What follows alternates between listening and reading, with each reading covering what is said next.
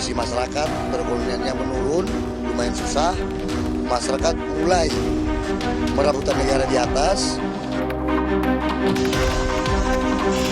Dari temuan tim di lapangan, ada berbagai jenis kayu, namun kita dapati ada beberapa yang ada bekas potongan dari senso ya. Itu yang akan kita dalami. Nggak usah takut apakah itu di belakangnya ada bintang-bintang, mau bintang 2, 3 atau berapa, itu kami mendukung kementerian supaya ditindak. Ada ilegalitas yang luar biasa di dalam peristiwa ini, sehingga jalur pidana juga menjadi satu senjata yang paling kuat.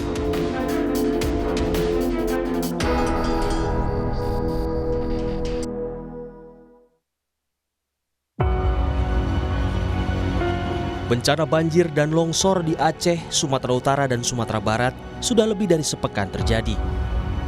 Dahsyatnya terjangan air dan lumpur membuat ratusan rumah hilang dan terkubur.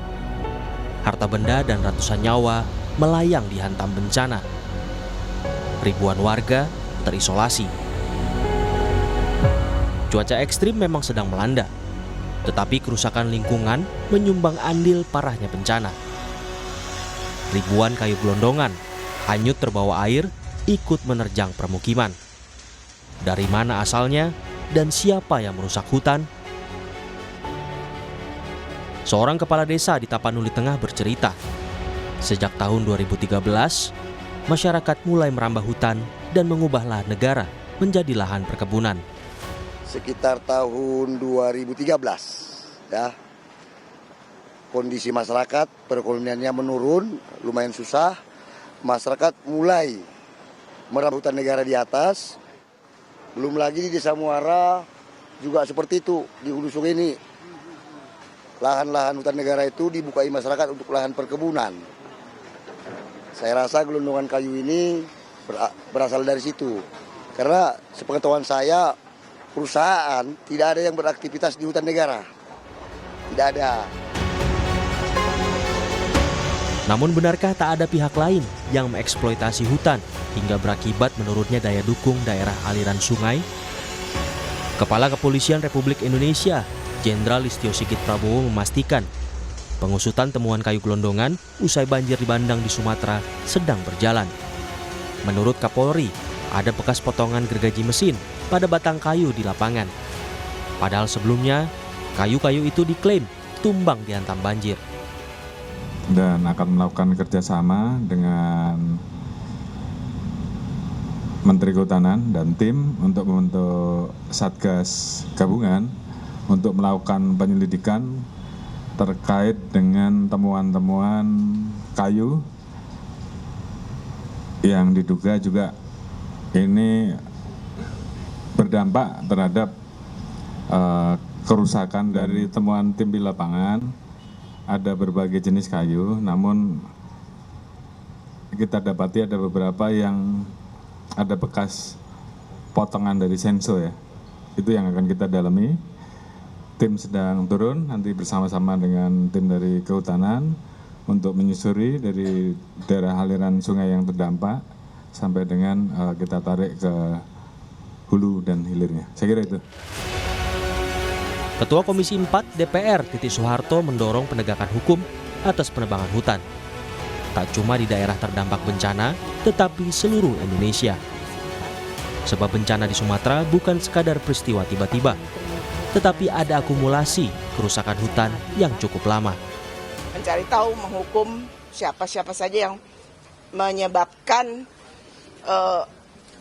pohon, batang-batang kayu yang sampai segitu banyak memenuhi aliran sungai maupun laut ya, pantai itu ya. Jadi kami minta supaya itu ditindak. Nggak usah takut apakah itu di belakangnya ada bintang-bintang, mau bintang 2, 3 atau berapa, itu kami mendukung kementerian supaya ditindak dan tidak terjadi lagi. Tidak hanya di 3 daerah yang dilanda bencana ini, tapi juga di seluruh Indonesia. Merespons hal ini, usai rapat dengan DPR, Menteri Kehutanan Raja Juli Antoni akan mencabut izin pengelolaan hutan terhadap 20 perusahaan. Kemenhut menemukan dugaan penyalahgunaan izin, terlibat penebangan ilegal dan melanggar tata kelola lingkungan. Ada sekitar 20 perusahaan dengan luas sekitar 750.000 hektar yang nanti akan saya cabut izinnya. Selain dari itu, tadi saya sudah sampaikan juga, khusus untuk yang tadi 750.000 itu se-Indonesia, termasuk di 3 provinsi terdampak banjir. Berikutnya, kami sudah mengidentifikasi ada 12 subjek hukum perusahaan yang terindikasi, sekali lagi terindikasi, berkontribusi terhadap banjir. Setali 3 uang, Menteri Lingkungan Hidup Hanif Faisal Nurofik juga akan mengambil langkah hukum terhadap pihak-pihak atau perusahaan yang diduga memperparah terjadinya banjir bandang dan longsor di Sumatera.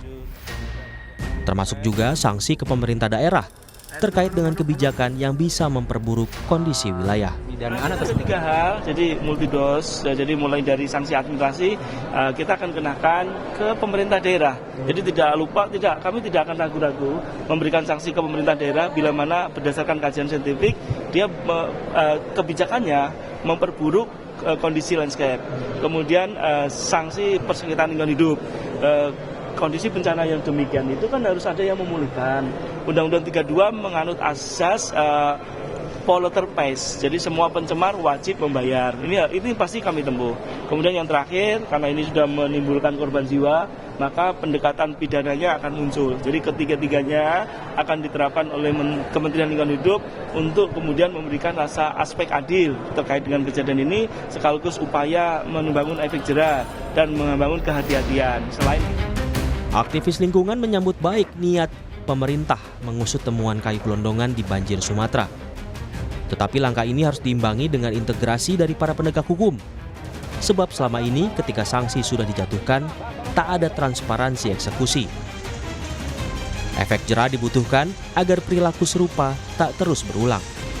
Sehingga pada saat mereka dicabut izinnya, mereka mendapatkan sanksi pidana, mereka mendapatkan sanksi perdata, mengganti kerugian. Itu betul-betul harus diimplementasikan gitu, harus dikawal terus, karena kejadiannya adalah begitu sudah sampai di pengadilan, kemudian hakim memutuskan satu perusahaan membayar ganti rugi sejumlah ratusan miliar atau bahkan triliunan, tidak ada yang mengeksekusi. Jadi tidak ada efek jera apa-apa, tidak pernah melihat apakah dana atau denda yang diberikan oleh pemerintah atau pengadilan kepada perusahaan-perusahaan hutan itu betul-betul digunakan untuk merehabilitasi lahan. Itu tidak pernah ada. Tak cuma sanksi administratif, dorongan penindakan pidana juga digaungkan untuk menyelesaikan problem kerusakan hutan. Hanya sebatas pada hak masyarakat yang dirugikan, nyawa masyarakat yang hilang. Tapi lebih luas lagi, ada kebijakan, ada penyelundupan izin, ada ilegalitas yang luar biasa di dalam peristiwa ini, sehingga jalur pidana juga menjadi satu senjata yang paling kuat. Tadi Pak Kapolri Sigit sudah bilang akan diusut tuntas. Kita tagih, kita jagain. Saya yakin Prabowo membentuk Perpres nomor 5 tahun 2025 tentang Satgas PKH yang betul-betul menghilangkan perpanjangan proses adjudikasi lalu dihajar sama kejaksaan dan bersama-sama dengan Kapolri dan yang lain. Ini contoh yang bagus yang bisa digunakan untuk kasus seperti ini. Jadi dimensinya lebih luas, spektrumnya pun lebih kuat dibandingkan hanya sekedar mekanisme pemeriksaan administrasi. Itu bahkan diusut sampai siapa penerima manfaatnya, di proses pidananya sampai tipikornya, TPPU-nya, dendanya dan segala macamnya. Berarti bisa. Langkah tegas pemerintah terhadap pihak yang merusak hutan hingga menyebabkan bencana dahsyat kemanusiaan dinanti publik.